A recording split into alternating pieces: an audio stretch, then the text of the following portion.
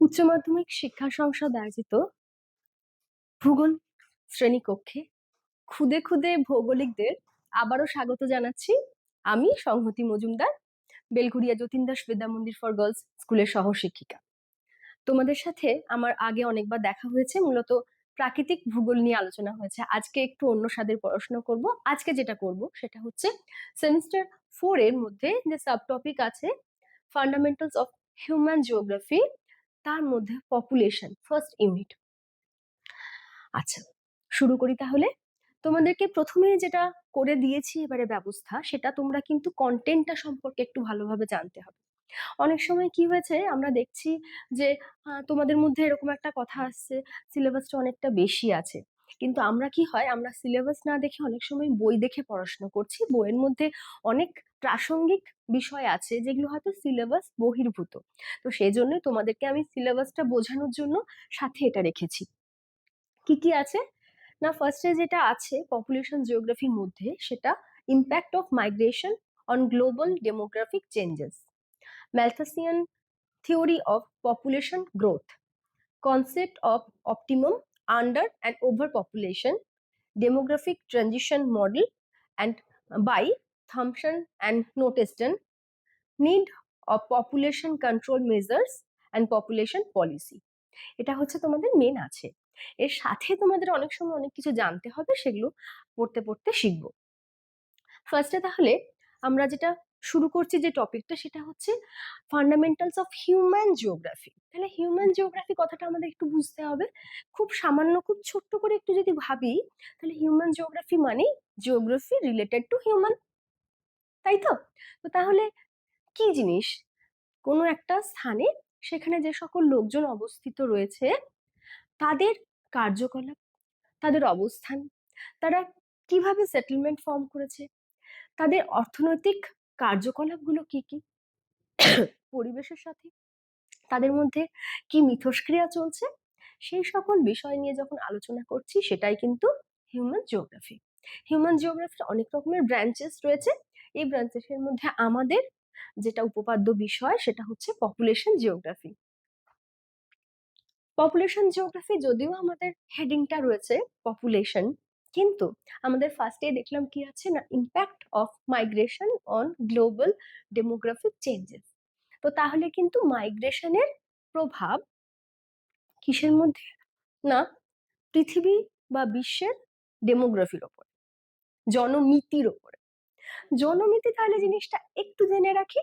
সেটা হচ্ছে যে কোনো একটা নির্দিষ্ট স্থানে নির্দিষ্ট সময়ে সেখানকার জন্মহার কিরকম, সেখানকার মৃত্যু হার কিরকম, সেখানে জনসংখ্যা বৃদ্ধি কিরকম, এবং সেখানের পরিব্রাজন কিরকম হচ্ছে, মানে কতজন মানুষজন সেখানে আসছে, আবার ওখানকার স্থায়ী বসবাসকারী মানুষজনের মধ্যে কতজন সেখান পরিত্যাগ করে অন্য কোথাও যাচ্ছে। তো এই যে চারটে প্যারামিটার, জন্ম মূলত প্রধান, জন্মহার, মৃত্যুহার, পরিব্রাজন, এবং এই তিনটের ওপর নির্ভর করছে সেখানকার জনসংখ্যা বৃদ্ধি। এই সমস্ত নিয়ে যেখানে আলোচনা করা হচ্ছে তাকে বলা হচ্ছে ডেমোগ্রাফি। তো তাহলে এই ডেমোগ্রাফিক চেঞ্জেস মানে আমরা বুঝতেই পারছি, যখন জনসংখ্যা বৃদ্ধি বা হ্রাস পাচ্ছে কিসের জন্য, সেখানে হয় কেউ পরিব্রাজন করে আসছে বা সেখান থেকে পরিব্রাজিত হয়ে চলে যাচ্ছে, বা সেখানে জন্মহার বাড়ছে বা কমছে, বা মৃত্যুহার বাড়ছে বা কমছে, সেগুলোর ওপরে কিন্তু ডেমোগ্রাফিক চেঞ্জেসটা নির্ভর করে। তো তাহলে এবারে আমাদের জানতে হচ্ছে যে মানব অভিবাসন কি, বা হিউম্যান মাইগ্রেশন বলতে কি বুঝি। মাইগ্রেশন কথাটা আমরা আগেও পড়েছি, সিজনাল মাইগ্রেশন। আমরা যখন পড়েছিলাম হয়তো যে পশুচারণ, পশুচার, যারা পশুপালন করে, তারা যেমন পার্বত্য অঞ্চলে যারা পশুপালন করে, তখন এটা আমরা পড়েছিলাম না, যে ওইখানে যখন প্রচন্ড শীত, তখন ওরা কিন্তু পর্বতের পাদদেশের দিকে আস্তে আস্তে নিচের দিকে কিছুটা নেমে আসে। আবার যখন গরমকাল, উষ্ণ সময়, তখন ওরা ওই নিচের অঞ্চল থেকে তুলনামূলক উঁচু এলাকা যেখানে, সেখানে আবার চলে যায়। তাহলে এটাকে বলছি একটা নির্দিষ্ট সিজনে আসছে যাচ্ছে, এটা সিজনাল মাইগ্রেশন। এই কনসেপ্টটা আমাদের মনে পড়ে গেল নিশ্চয়ই।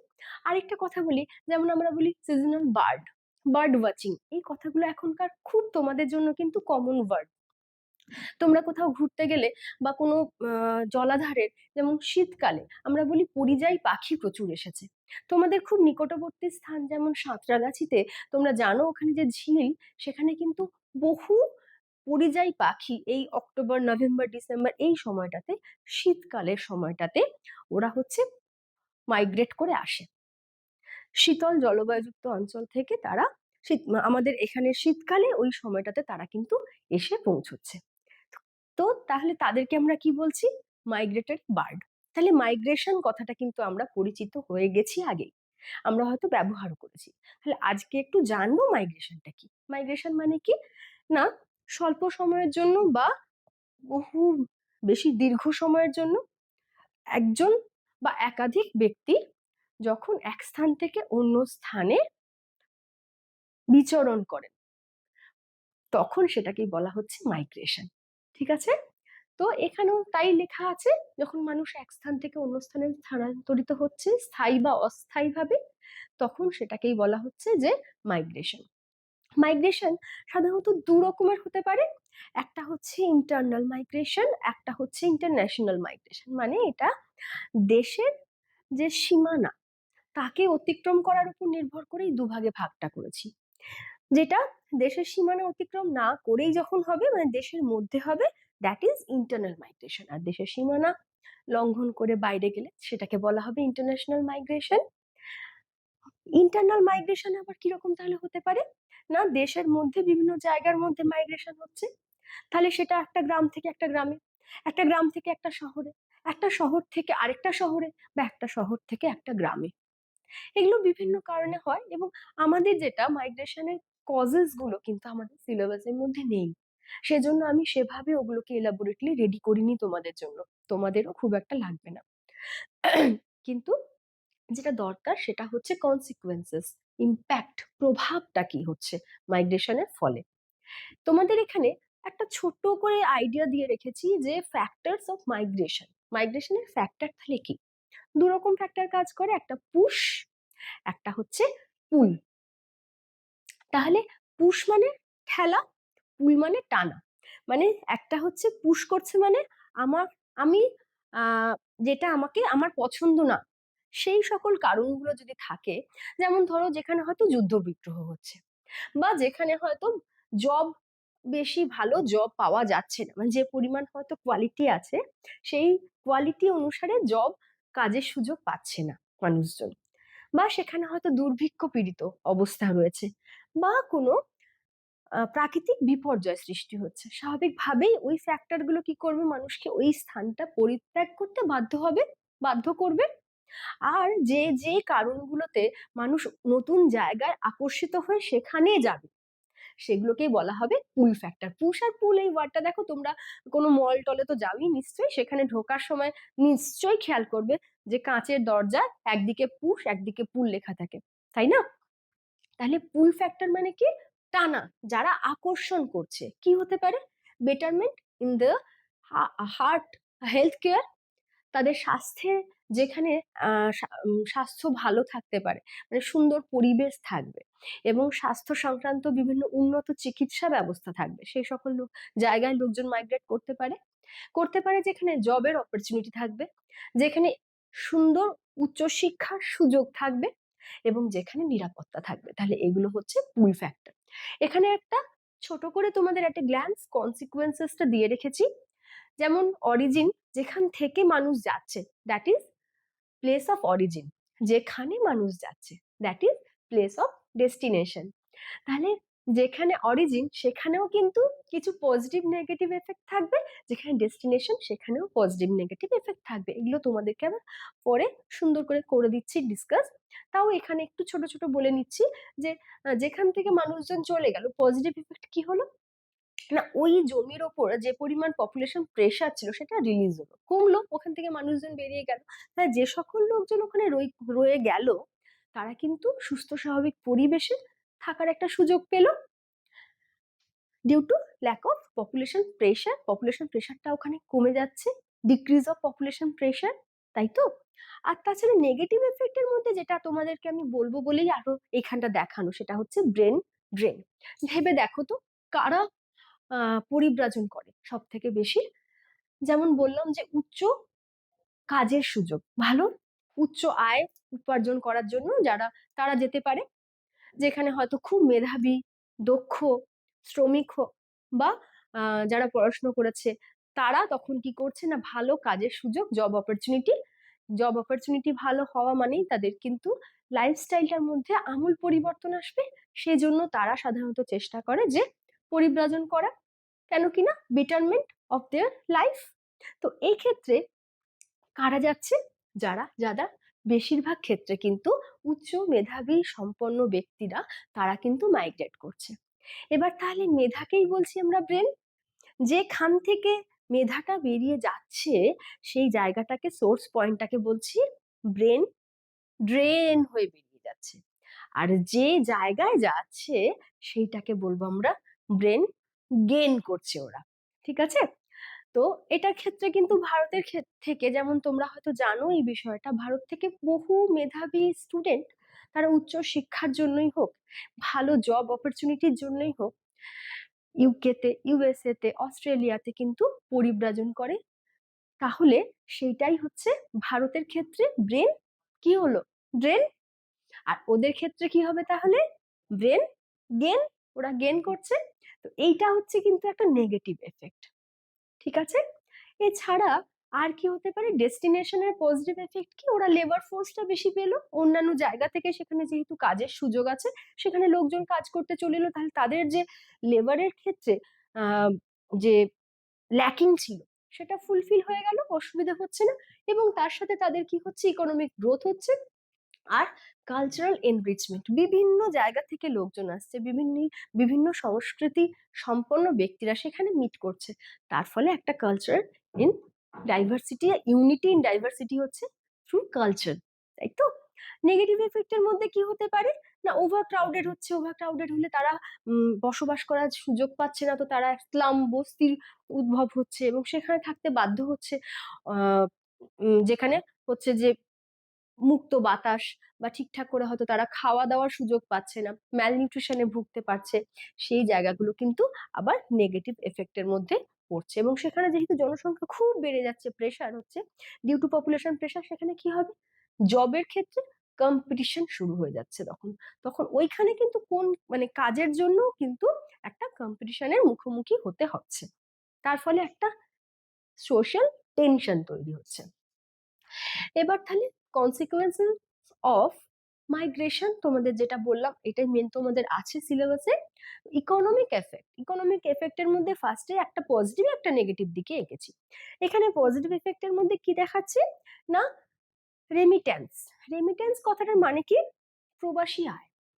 মানে যিনি প্রবাসে থাকছেন, তিনি প্রবাসে থাকার জন্য যে পরিমাণ আয় করছেন, আলটিমেটলি সেই আয়টা তো তিনি সেই তার দেশে পাঠাচ্ছেন, তার পরিবারকে পাঠাচ্ছেন। তো তাহলে সেই আয়টা আসছে প্রবাস থেকে বলে প্রবাসী আয় বা রেমিটেন্স বলছে। তাহলে এই রেমিটেন্স যেটা হচ্ছে, তার ফলে যারা দেশে রইলো, তার যে পরিবার রইলো, সেই পরিবার কিন্তু উচ্চ শিক্ষা পেতে পারছে, ভালো আহ ডাক্তারি ডাক্তার দেখানোর সুযোগ পাচ্ছে এবং ভালোভাবে বাঁচার একটা সুযোগ পাচ্ছে। এটা পজিটিভ দিক। ইকোনমিকের দিক থেকে নেগেটিভ কোথায়, এই যে তোমাদের একটু আগেই বললাম, স্লাম ফ্যাক্টর। এখানে কি হচ্ছে না, এমন একটা মানে অতজন মানুষজন যখন এক জায়গায় ভিড় করছে এবং তাদের যে ক্যাপাসিটি অফ লিভিং, সেটাতে দেখা যাচ্ছে তারা হয়তো খুব সুন্দর ব্যবস্থা করে থাকার সুযোগ পাচ্ছে না, তারা কিন্তু অস্বাস্থ্যকর পরিবেশে স্লাম এরিয়াতে থাকতে বাধ্য হচ্ছে। এখানে কিছু কিছু এক্সাম্পল দিয়ে তোমাদেরকে বুঝিয়ে দিয়েছি, এটা তোমরা একটু দেখে নেবে। সরি। এরপরে আছে ডেমোগ্রাফিক এফেক্ট। ডেমোগ্রাফি কি তোমাদের একটু বলেছি, ডেমোগ্রাফিক এফেক্টটা তাহলে এবারে কি, পজিটিভ এফেক্ট কি না, সেখানেও তোমার একটা যে ট্রান্সফরমেশন হচ্ছে আর রিডিস্ট্রিবিউশন হচ্ছে, মানে আরবানাইজেশন যখন হলো, দেখো এখানে 1990 সালে একটা এক্সাম্পল রেখেছি গুরগাঁওয়ের ক্ষেত্রে। সেখানটা কিরকম, পরিবেশটা কিরকম ছিল, একদম ধুধু করছে, পপুলেশন ডেন্সিটি এখানে খুব কম, সেই জায়গাটাই যখন একটা মিলেনিয়াম সিটিতে কনভার্টেড হলো, 2025-এ, এবং কতটা প্ল্যান্ড, কতটা সুন্দরভাবে সেই জায়গাটা গোছানো হলো। তাহলে এই ট্রান্সফরমেশনটাকেই বলা হচ্ছে তাহলে যে রিডিস্ট্রিবিউশন, জনসংখ্যার পুনর্বন্টন হচ্ছে। এটা তার পজিটিভ এফেক্ট। নেগেটিভ এফেক্টে কি আসছে তাহলে? নেগেটিভ এফেক্টের মধ্যে দেখো, বয়স লিঙ্গের ক্ষেত্রে ভারসাম্যহীনতা লক্ষ্য করা যাচ্ছে। যেমন সোর্স এরিয়া, মানে আমি ধরে নিচ্ছি যদি আমি এটা ইন্টারনাল ধরি, ইন্টারন্যাশনাল ধরি, যেটাই ধরবো, সেক্ষেত্রে তোমরা ধরো মেনলি যদি ইন্টারনাল গ্রাম থেকে শহরের দিকে শহরমুখী পরিব্রাজন হয়, তখন তাহলে কি হবে না, ওই গ্রামাঞ্চল বা যেটা সোর্স এরিয়া, সেই সোর্স এরিয়ায় দেখো বয়স্ক বাচ্চাদের পপুলেশন বেশি, আর যেটা মাঝবয়সী পপুলেশন তা সেখানে কিন্তু ওটা কম, কারণ তারা হচ্ছে মূলত স্বনির্ভর পপুলেশন। আর এইখানে যারা বেসে থাকে সেখানে, এখানে তোমরা জানো হয়তো, এটাকে বলে এজ সেক্স পিরামিড। একদিকে তোমার মেল, একদিকে ফিমেল রাখা থাকে, আর তার সাথে তোমার কি হচ্ছে, একদিকে এজ গ্রুপ দেওয়া থাকে। এই এজ গ্রুপ ওয়াইজ যেখানে হচ্ছে সর্বোচ্চ, মানে এখানে বেশি বয়স্ক, এখানে হচ্ছে মাঝবয়সী, এখানে ছোটদের কতটা জনসংখ্যা সেই হিসেবে এটা করা থাকে। তো তাহলে এই এজ সেক্স পিরামিড থেকে দেখতে পাচ্ছি মাঝবয়সী কম, মানে কর্মক্ষম জনসংখ্যার ঘাটতি দেখা যাচ্ছে সোর্স এরিয়া, আবার ডেস্টিনেশনে কিন্তু ওই জায়গারই প্রাচুর্যতা লক্ষ্য করা যাচ্ছে, মানে মাঝবয়সী লোকজনের সংখ্যা বেশি। এখানে একটা এক্সাম্পল দিচ্ছি, সৌদি আরব। সৌদি আরবে আবার দেখো, এখানে ঠিক কথাই যে মাঝবয়সী লোকজনের জনসংখ্যাটা বেশি। আরেকটা জিনিস দেখো, একদিকে তো মেল, একদিকে ফিমেল দেওয়া আছে, তো মেলটাকে যেহেতু ব্লু দিয়ে দেখিয়েছে, ফিমেলটাকে পিঙ্ক দিয়ে দেখিয়েছি এখানে। তো সেখানে তোমরা দেখো যে ফিমেলের থেকে ওখানে মেল পপুলেশন কিন্তু অনেকটা বেশি, ঠিক আছে? তো তাহলে এইরকম একটা ওখানে এজ সেক্স পিরামিড তৈরি হচ্ছে, কেন কিনা ওখানকার পপুলেশনের স্ট্রাকচারটা অন্যরকম। ওখানে তাহলে বেশিরভাগ কিন্তু মাঝবয়সী পপুলেশন এবং পুরুষ জনসংখ্যার আধিক্য দেখা যাচ্ছে। তাহলে সেটা হচ্ছে কিন্তু একটা নেগেটিভ এফেক্টের মধ্যেই পড়ছে। সরি।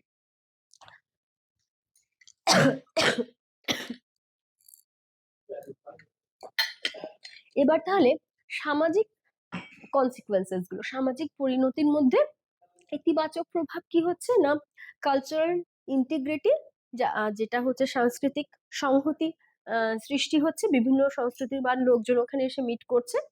আরেকটা হচ্ছে ওমেন্স এডুকেশন, ওমেন এম্পাওয়ারমেন্ট, এই জায়গাগুলো কিন্তু অনেকটা বেশি পাওয়ারফুল হচ্ছে। নেতিবাচক দিক কি না, মানুষজন যখন ধরো মাইগ্রেশন করে অন্য জায়গাতে গিয়ে বিচরণ করছে, অন্য জায়গায় গিয়ে থাকছে, তো তখন সেখানে তারা কিন্তু আলটিমেটলি খুব লোনলি ফিল করে, অনেক ক্ষেত্রেই এটা দেখা যাচ্ছে। এবং লোনলি ফিল করার সাথে সাথে তারা বিচ্ছিন্ন হয়ে যাচ্ছে, যেহেতু সমাজ থেকে তারা ড্রাগ অ্যাডিক্টেড বা অ্যালকোহলের অ্যাডিকশন লক্ষ্য করা যেতে পারে। That is a negative impact of social element. এরপর পরিবেশগত প্রভাব, এর মধ্যে নেতিবাচক দিকটা যেটা, সেটা হচ্ছে কি কি হতে পারে, যখন মাইগ্রেশন হচ্ছে তার ফলে আরবান এরিয়াতে পপুলেশনের থেকে ওভার ক্রাউডেড পপুলেশন লক্ষ্য করা যাচ্ছে, মানে অত্যধিক জনসংখ্যা, তার ফলে ট্রাফিকের ক্ষেত্রে যানজট তৈরি হচ্ছে, এমপ্লয়মেন্টের ক্ষেত্রে একটা স্কেয়ারসিটি দেখা যাচ্ছে, আর স্লামস এরিয়া, যেগুলো স্লামস তৈরি হচ্ছে, বস্তি এলাকাগুলো সৃষ্টি হচ্ছে। আর অন্যান্য পরিণতি কি না, এখানে থাকা একটা জিনিস ভাবো, যারা পুরুষ তারা তো অভিবাসন করে নতুন কাজের উদ্দেশ্যে বিভিন্ন নতুন জায়গাতে চলে যাচ্ছে, পড়ে থাকছে কারা, পরিবারের যারা মহিলা, তাহলে তাদের উপরে কিন্তু সংসার সামলানোর যে প্রেশার, তার সাথে সাথে কিন্তু কাজ করার একটা প্রেশার, সবকিছু পড়ছে। তার ফলে দেখা যাচ্ছে যে নারীদের উপরে শারীরিক মানসিক চাপ কিন্তু আস্তে আস্তে বাড়ছে। তাহলে এইগুলো আমরা মোটামুটি দেখলাম যে কনসিকুয়েন্সেস গুলো। তোমাদের এখান থেকে কিন্তু 2 বা 3, তোমরা হিউম্যান জিওগ্রাফি, যে ফান্ডামেন্টালস অফ হিউম্যান জিওগ্রাফি, এই পোর্শন থেকে তোমরা জানো নিশ্চয়ই 2 বা 3 এর প্রশ্ন আসবে, এখান থেকে কোনো 5 নম্বরের প্রশ্ন আসবে না। তো কনসিকুয়েন্সেস থেকে কিন্তু আসতে পারে যে প্রধান দুটো প্রভাব লেখো, বা প্রধান 3টি প্রভাবের 2 বা 3 এর জন্য আসতেই পারে। এবারে তোমাদের আছে গ্লোবাল মাইগ্রেশন ফ্লো, একটা দেখিয়েছি। মেনলি দেখো ডেভেলপিং কান্ট্রি মানে যেখানে কিন্তু সমস্ত সুযোগ সুবিধা পাওয়া যাচ্ছে না, সেখান থেকে ডেভেলপড কান্ট্রির দিকে বেশি মাইগ্রেশনটা হচ্ছে। ঠিক আছে, এরপরে একটা তোমাদের 2010 থেকে 2024 সালে ইন্টারন্যাশনাল মাইগ্রেশন কোন দেশ থেকে সব থেকে বেশি হয়েছে, এবং সেখানে দেখো ফার্স্টেই আমাদের ভারতের নাম জল জল করছে, এবং প্রত্যেকটা বছর মানে 2010এও ফার্স্ট ছিলাম, 15তেও ফার্স্ট ছিলাম, 20তেও ফার্স্ট, 24এও ফার্স্ট। এটা কিন্তু একটা সত্যি কথাই যে ইনফ্রাস্ট্রাকচারাল ডেভেলপমেন্ট হয়তো ভারতে যতটা হয় অতটা বেশি হয়ে ওঠেনি এখনো পর্যন্ত। কাজের সুযোগ, কাজের ক্ষেত্রে সুযোগ যেটা, যে পরিমাণ তাদের এডুকেশন, সেই পরিমাণ হয়তো জব অপরচুনিটি তারা পাচ্ছে না, বা তারা সেটা মনে করছে, এবং আলটিমেটলি তার জন্য তারা কিন্তু বেশি মাইগ্রেট করছে। এছাড়া ভারত, তারপর চীন, মেক্সিকো, ইউক্রেন, রাশিয়া থেকে কিন্তু এরকম পপুলেশন মাইগ্রেশনটা হচ্ছে বেশি। এই পাঁচজন হচ্ছে এখন প্রথম পাঁচটি নাম। একই রকম করে দিয়েছি একটা, যেটা হচ্ছে কোন দেশের দিকে বেশি যাচ্ছে ইন্টারন্যাশনাল মাইগ্রেশনটা। তাহলে সেখানেও পাঁচটা দেশের নাম দিয়েছি: যুক্তরাষ্ট্র, জার্মানি, সৌদি আরব, যুক্তরাজ্য এবং ফ্রান্স। তো এখানেও এটাও একটা জিনিস দেখো, কনসিস্টেন্টলি ইউনাইটেড স্টেটস 10-এ, 15-এ, 20 এবং 24-এ, তার মানে আমাদেরকে এটা মেনে নিতে হবেই যে ওরা ইনফ্রাস্ট্রাকচারাল ডেভেলপমেন্টে একটু নিশ্চয়ই বাকি অন্যান্য দেশের থেকে কিন্তু এগিয়ে আছে, সেই জন্য এত অন্যান্য দেশ থেকে ওদের কাছে কিন্তু যাচ্ছে। এবং প্রত্যেক বছরেই কিন্তু মানে এতদিন ধরে 2010 থেকে এতগুলো বছর ধরে কিন্তু এই ট্রেন্ডটা বজায় থাকছে। এখানে একটা তোমাদের তৈরি করা হয়েছে যে destination of international migration from India, যেহেতু আমরা ভারতবাসী, এটা তোমাদেরকে এখানে আমি তোমাদেরকে দেখানোর জন্য রেখেছি যে কোথায় কোথায় মূলত যাচ্ছে। যত বেশি গাঢ় রং তোমরা ম্যাপটার মধ্যে দেখো, ভারত থেকে সেই সকল জায়গাতে বেশি পপুলেশন মাইগ্রেশন হচ্ছে। যেমন এখানে দেখতে পাচ্ছি, এখানে দেখতে পাচ্ছি তোমরা, এই যেটা একটু আগেই পড়লে যুক্তরাষ্ট্র, যুক্তরাজ্য আর সৌদি আরব, অস্ট্রেলিয়া, এই সকল জায়গাগুলোতে কিন্তু ভারত থেকে বেশি মাইগ্রেশন হচ্ছে। ঠিক আছে,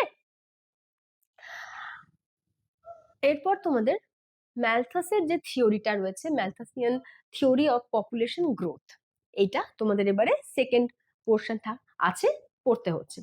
তাহলে থমাস থমাস ম্যালথাস যখন 1798-এ an essay on the principle of population, এই গ্রন্থের মধ্যে প্রথম পপুলেশন গ্রোথ সম্পর্কিত তার তত্ত্বটি পাবলিশ করেন।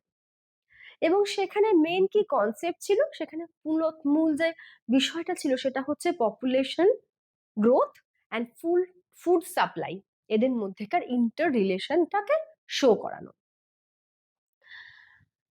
ম্যালথাসের তত্ত্বের পটভূমি যদি আমরা দেখি, তাহলে দেখি যে মূলত ডিটারমিনিজমটাকে তিনি একটা খুব গুরুত্বপূর্ণ জায়গা দিয়েছেন।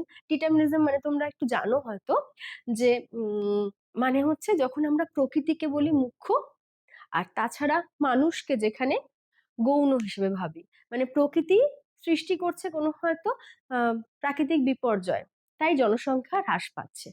যখন দেখা যাচ্ছে যে জনাধিক্য হয়ে যাচ্ছে, ম্যালথাসের কনসেপ্ট এটা আমরা পাবো যে জনাধিক্য হচ্ছে, তখন প্রকৃতি তার ভারসাম্য বজায় করছে, যেটা আমরা গায়া কনসেপ্টেও জানতে পারবো পরে। তো এটা হচ্ছে ডিটারমিনিজম। আর কি না, পুঁজিবাদী অর্থনৈতিক ব্যবস্থা, ক্যাপিটালিস্টিক সোসাইটির কথা তিনি এখানে, ওই কনসেপ্টটাও তিনি এখানে নিয়েছেন। এবং একটা জিনিস তার কিন্তু মনে হয়েছে অনেক সময় যে তার তত্ত্বের কোথাও কিছু ত্রুটি থাকছে, তার ফলে তিনি কিন্তু 6 বার তার তত্ত্বের সংশোধন করেছেন। এবার তাহলে কি না, কিছু অনুমানের মধ্যে মূল যেটা, সেটা হচ্ছে মানুষের বেঁচে থাকার জন্য যে primary demands, our basic needs, food, cloth and shelter, এটা বলেছেন। এছাড়া তিনি কি বলেছেন না, বিপরীত লিঙ্গের প্রতি খুব স্বাভাবিকভাবে একটা আকর্ষণ লক্ষ্য করা যায়। এই দুটো বিষয়ই তার মূল অনুমান হিসেবে ধরা হয়। এছাড়া এরপরে কি আসছে তাহলে, ম্যালথাসের জনসংখ্যার তত্ত্বের ব্যাখ্যার মধ্যে তিনি দুটো বিষয়কে দেখিয়েছেন। প্রথমত দেখিয়েছেন জনসংখ্যা বৃদ্ধি কিভাবে হচ্ছে, তারপরে তিনি দেখিয়েছেন খাদ্যের উৎপাদনের বৃদ্ধি কিরকম হচ্ছে। এবং এক্ষেত্রে তিনি দু ধরনের, একটাকে বলেছেন তিনি যে জ্যামিতিক হারে বৃদ্ধি, একটাকে বলেছেন গাণিতিক হারে বৃদ্ধি। কিরকম না, যখন জ্যামিতিক হারে বৃদ্ধি বলেছেন জনসংখ্যা কিভাবে, তাহলে উনি একটা টাইম পিরিয়ড বেঁধে নিয়েছেন, সেটা হচ্ছে 25 বছর। প্রতি 25 বছর অন্তর জনসংখ্যা দ্বিগুণ হারে বাড়বে। মানে ধরে নিচ্ছি যখন প্রথমে যদি 1 থাকে, 25 বছর পর 2, 50-এ 4, 75-এ 8, 100-এ 16, একই রকম বাড়তে বাড়তে 200-এ 256 জন হলো। সরি। একই রকম এবার যখন আমি দেখছি খাদ্যের উৎপাদন কিভাবে বাড়বে, খাদ্যের উৎপাদন তার মতে যেটা বাড়ে সেই হারটা হচ্ছে গাণিতিক পদ্ধতিতে বাড়ে। কেন কিনা তার মতাদর্শ অনুসারে জমির পরিমাণ স্থির, এবং তখন কিন্তু সেভাবে কোনো, উনি যখন করে মানে তার তত্ত্ব দিয়েছেন 1798 সালে, তখন কিন্তু না আমাদের এখানে যে গ্রিন রেভলিউশন এগুলো এগুলো তো আসেনি। তো তার ফলে যে কিভাবে তার মধ্যে পরিবর্তন হতে পারে ওনার মাথায়, এটাই তখন উনি অনুমানে নিয়েছিলেন যে জমি স্ট্যাটিক। তাহলে সেই অনুসারে বলেছেন যে খাদ্যের উৎপাদন কিন্তু একটা যে বাড়বে গাণিতিক হারে, মানে 25 বছর অন্তর 1 একক করে বাড়বে। 1, 25-এ 2, 50-এ 3, 75-এ 4, 100-এ 5, বাড়তে বাড়তে বাড়তে 200-তে 9 গিয়ে পৌঁছবে। তাহলে এবার রেশিওটা বোঝো যে যেখানে থাকছে খাদ্য 9 ইউনিট, পপুলেশন থাকছে 256 ইউনিট। তো তাহলে এখানে একটা ইমব্যালেন্স তৈরি হবে, এটাই কিন্তু তার তত্ত্বের মূল কথা। ঠিক আছে, তো এখানে দেখানো হয়েছে রিসোর্সটা কিভাবে অ্যারিথমেটিক গ্রোথে বাড়ছে আর পপুলেশনটা গুণোত্তর হারে বা জিওমেট্রিক গ্রোথ বাড়ছে। খেয়াল করো, এখান অব্দি পপুলেশন কম ছিল, রিসোর্স বেশি। একটা হচ্ছে তোমার থ্রেশহোল্ডে পৌঁছলো, তারপরে কিন্তু পপুলেশন অনেকটা বেড়ে যাচ্ছে, রিসোর্স কিন্তু অনেকটা কম। তাহলে এই জায়গায় কি হবে, এখানে সম্পদের সংকট লক্ষ্য করতে পারা যাবে। ঠিক আছে, তাহলে এই জায়গাটাই কিন্তু ওনার তত্ত্বে দেখানো হয়েছে।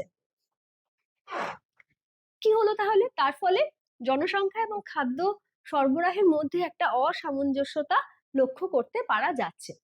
কিরকম কিরকম হচ্ছে, তার জন্য ওভার পপুলেশন মানে যেখানে খাদ্য সম্পদের পরিমাণ কম, মানে সেখানে ফুড ক্রাইসিস, এবং সেখানে যেহেতু ওভার পপুলেশন, তার ফলে আনএমপ্লয়মেন্টটা একটা খুব স্বাভাবিক বিষয়, তার থেকে পভার্টি এবং স্টারভেশন বা দুর্ভিক্ষ দেখা দিচ্ছে। ঠিক আছে, এবারে জনসংখ্যা নিয়ন্ত্রণের উপায়, তিনি কিন্তু তার যখন প্রথম তত্ত্বটা দিয়েছিলেন তখন উইদাউট এনি কারেকশন, তখন কিন্তু শুধুমাত্র তিনি এই ধ্বংসাত্মক বা ইতিবাচক নিয়ন্ত্রণের কথাই বলেছিলেন। পরে আবার তিনি 2 নম্বর যে চেকস গুলো সেগুলো সম্পর্কে বলেছেন। তো ফার্স্ট এরটা কি কি তাহলে ছিল না, যখন জনসংখ্যা দ্রুত হারে বেড়ে যাবে তখন কি হতে পারে না, সেখানে হয়তো দুর্ভিক্ষ হতে পারে, যুদ্ধ হতে পারে, মহামারী, বা হতে পারে কোনো প্রাকৃতিক দুর্যোগ। তার ফলে কিন্তু প্রকৃতি নিজে অত্যধিক জনসংখ্যাকে কমিয়ে আবার জনসংখ্যা এবং খাদ্যের মধ্যে প্যারিটি আনবে। এটাকেই তাই জন্য বলেছিলেন উনি যে পজিটিভ চেক, মানে যেখানে আর কারোর কোনো ইন্টারফারেন্স নেই, ডিটারমিনিজম একদম স্পষ্টভাবে এই তত্ত্বের সাথে এখানে উদ্ভাসিত হচ্ছে। তো সেই জায়গাটা উনি বলেছিলেন। এরপরে যেটা, সেটা হচ্ছে তোমার এর সাথে উনি যেভাবে জিনিসটাকে বলেছেন সেখানে একটা ম্যালথুসিয়ান সাইকেলকে বলা যায়।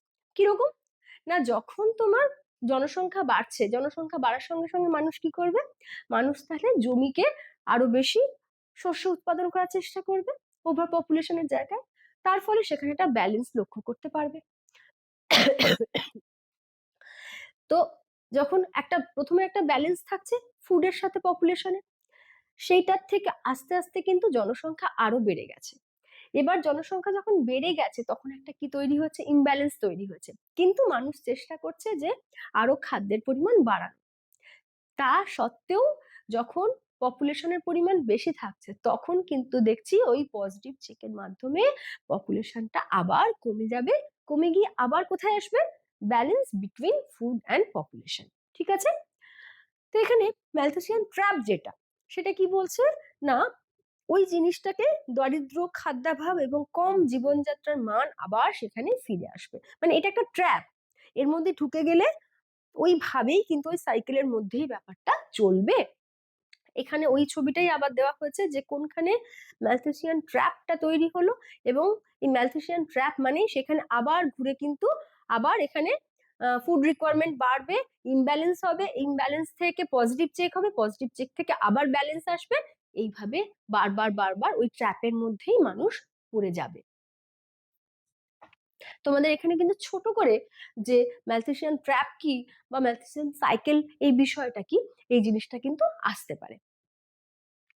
এবারে প্রতিরোধমূলক নিয়ন্ত্রণ, সেকেন্ড যেটা তিনি বলেছিলেন সেটা হচ্ছে সেকেন্ড যখন তার কারেকশন করলেন, কারেকশনের মধ্যে তখনই উনি এটা দিলেন যে প্রিভেন্টিভ চেকস গুলো, মানে ফার্স্ট টাইম যখন কারেকশন করে সেকেন্ড পাবলিশ করলেন তখন প্রিভেন্টিভ চেকের কথা বললেন। সেখানে কি না, late marriage, proper family planning, moral restraint আর সেলিবেসি, মানে ব্রহ্মচর্য, নৈতিক সংযম, দেরিতে বিবাহ, পরিবার পরিকল্পনা, এগুলো যদি প্রপারলি করা যায় তাহলে কিন্তু জনসংখ্যার বৃদ্ধির হারটা কমানো যাবে। জনসংখ্যা বৃদ্ধির হার কমানো যাবে মানে সেখানে জনসংখ্যার সাথে খাদ্যের মধ্যে একটা সুসম্পর্ক তৈরি করা যাবে, সেটাকেই তিনি এখানে বলেছেন। ক্রিটিসিজম, স্বাভাবিকভাবেই যখনই কেউ কোনো তত্ত্ব দেন তার মধ্যে কিছু না কিছু ক্রিটিসিজম থাকবে। কি কি জায়গা থাকছে, তিনি কিন্তু প্রযুক্তির কোনো উল্লেখ এখানে করেননি, এবং সেখানে খাদ্য উৎপাদক যে জ্যামিতিক হারে বাড়ে এই কথা বলেছেন, এটা কিন্তু পুরোপুরি ভুল ধারণা হিসেবে পরে বলা হচ্ছে। কেন? তো আমরা দেখতেই পাচ্ছি যখন উচ্চ ফলনশীল বীজ, রাসায়নিক সার, তারপরে তোমার হচ্ছে আরো বেশি করে সেচ ব্যবস্থাকে আমরা ইন্ট্রোডিউস করেছি, তার ফলে কিন্তু খাদ্যের উৎপাদনের পরিমাণ অনেকটা বেড়ে গেছে না? কখনোই তাহলে জ্যামিতিক হারে বাড়ার কথা এখানে আসে না। তারপরে মানব জনসংখ্যা বৃদ্ধির হার কিন্তু সব জায়গায় সমান না, উনি কিন্তু ওই কনসেপ্টটাকে ফর অল ভেবেছেন বা প্রস্তাবিত করেছেন, কিন্তু সেটা তো নয়। জনসংখ্যা বৃদ্ধির হার কি সব জায়গায় সমান? তাহলে সেই জায়গাটাও এখানে ক্ল্যারিফাই করা হয়নি। মানব আচরণ এবং সামাজিক পরিবর্তন যেটা, সেটা কিন্তু ওখানে ওখানে দেখানো হয়নি। পজিটিভ চেকস গুলো কিন্তু মানবিক নয়। উনি যে বলেছেন যে হ্যাঁ সেখানে আবার খুব একটা বড় হয়তো ঝড় আসলো, বড় হয়তো বন্যা হলো, তার ফলে নিজের থেকেই আবার জনসংখ্যা হ্রাস হয়ে যাবে ন্যাচারাল ডেথের মাধ্যমে, ওই রকম ন্যাচারাল ডেথ বলবো না, আনন্যাচারাল ডেথ ওগুলো। তো তো তাহলে সেইগুলো কি মানবিক খুব একটা, যে একটা দুর্ভিক্ষ মহামারী তার ফলে জনসংখ্যা হ্রাস পেল, তা নয়। পশ্চিমা সমাজভিত্তিক তত্ত্ব, উনি কিন্তু ইউরোপিয়ান সমাজের উপর ভিত্তি করেই তত্ত্ব দিয়েছেন, কিন্তু বলেছেন ফর অল, যেটাতে কিন্তু অন্যান্য দেশের সাথে অত বেশি, মূলত উন্নয়নশীল দেশগুলোর সাথে একদমই খাপ খায় না। অসম বন্টনের সমস্যা তিনি দেখাননি। সরকারি শিক্ষা, স্বাস্থ্য, পরিবার পরিকল্পনা কর্মসূচিও এখানে কোনো ভাবে উল্লেখ করা হয়নি। মানব জাতির যে সৃজনশীলতা, অভিযোজন ক্ষমতা, সেই বিষয়গুলো একদমই নজর দেওয়া হয়নি। এগুলো তাহলে তার তত্ত্বের ত্রুটির দিক। কিন্তু তৎসত্ত্বেও বলা হবে যে তার তত্ত্ব ছিল যথেষ্ট সরল, এবং তার জনসংখ্যা বা জনমিতি সম্পর্কিত যে তত্ত্বটা সেটা কিন্তু একটা এই ফিল্ডে প্রথম একটা তত্ত্ব, যার মাধ্যমে আমরা কিন্তু খাদ্য এবং সেখানকার যে খাদ্য বা রিসোর্স এবং সেখানকার জনসংখ্যা তাদের মধ্যেকার সম্পর্ক নিয়ে ভাবতে শুরু করি। এবং এই ভাবনার সাথেই যখন সেকেন্ড কনসেপ্টটা আসলো সেটা হচ্ছে অপটিমাম পপুলেশনের কনসেপ্ট। আমাদের সিলেবাস ওয়াইজ যেটা আছে সেটা হচ্ছে concept of optimum, under and over population. এই কনসেপ্টটা কিন্তু আসলো আমাদের ম্যালথাসের কনসেপ্টের পরে। এখানে কি দেখানো হয়, মূলত পপুলেশন রিসোর্স রিলেশনশিপ। তো এটা কি না, কোনো দেশের উন্নয়নের প্রকৃতি এবং স্তর নির্ভর করে সেই দেশের জনসংখ্যা এবং সম্পদ কতটা রয়েছে, স্বাভাবিক। এবং শুধুমাত্র যে সেখানে জনসংখ্যা এবং সম্পদ কতটা আছে তা না, সেখানে জনসংখ্যাটা কতটা নোন অ্যাবাউট দ্য কনসেপ্ট, মানে কোন কনসেপ্ট না, যাতে করে তারা বলতে পারবে যে রিসোর্সটা ম্যাক্সিমাম ইউটিলাইজেশন কতটা হবে। দে হ্যাভ দ্য নলেজ, মানে তারা যদি সেই কনসেপ্টটা জানে তাহলেই কিন্তু রিসোর্সটা সব থেকে ভালো ব্যবহার করা সম্ভব হবে বা প্রপার ইউটিলাইজেশন হতে পারে। সেজন্য এটা কিন্তু দরকার যে দক্ষ প্রশিক্ষিত জনসংখ্যা, শুধু জনসংখ্যা হলেই হবে না। কেমন?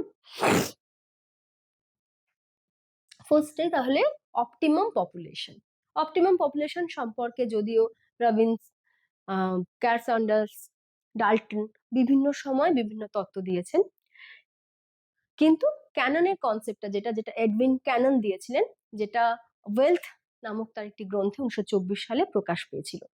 তো এই কনসেপ্টের মধ্যে কি আছে?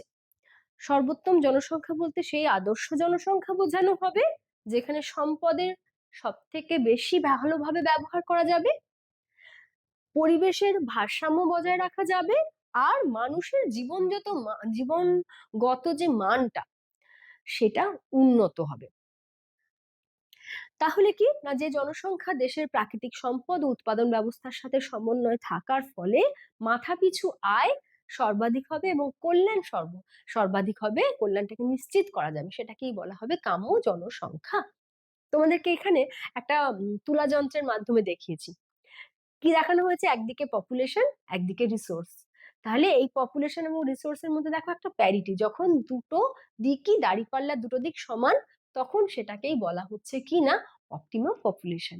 মানে যে পরিমাণ রিসোর্স আছে সেই রিসোর্সটাকে ইউজ করার জন্য সেই পরিমাণ পপুলেশন আছে, কোথাও কোনো ডেফিসিটও হচ্ছে না আবার কোথাও বেশিও নেই, সেটাকে অপটিমাম বলা হয়। সুইডেনে অপটিমাম পপুলেশন দেখা যায়। এখানে মূলত 1.05 কোটি এখন জনসংখ্যা, কিন্তু ওখানে পরিবেশ সংরক্ষণ, ওখানে রিসোর্সটা সঠিকভাবে ইউটিলাইজেশন, এগুলো কিন্তু ওখানে হয়, সেজন্য তাকে অপটিমাম পপুলেশনের এক্সাম্পল হিসেবে বলা হচ্ছে। তো তোমাদের এখানে যে অপটিমাম পপুলেশন, আন্ডার পপুলেশন বা ওভার পপুলেশনের কনসেপ্ট গুলো পড়বে, এখান থেকে কিন্তু 2 নম্বরের টিকা আসতে পারে যে অপটিমাম বা ওভার পপুলেশনের বা আন্ডার পপুলেশনের বৈশিষ্ট্য 2 কি 3 জন্য, দুটো বৈশিষ্ট্য কি 3টে বৈশিষ্ট্য আসতে পারে। আর থাকতে পারে যে এমন 2 নম্বরের জন্য এরকমও থাকতে পারে যে একটি অপটিমাম পপুলেশনের এবং একটি ওভার পপুলেশন সম্পন্ন দেশের নাম উল্লেখ করো, এরকম প্রশ্ন থাকতে পারে। তো তোমরা কিন্তু এইগুলোকে, এই জায়গাটা খুব ইম্পর্টেন্ট এবং সব থেকে মজার জিনিস, খুব সহজ, মানে পপুলেশন টোটাল চ্যাপ্টারটাই কিন্তু খুব সহজ, সেজন্য খুব সহজে এটাকে পড়ে ফেলবে।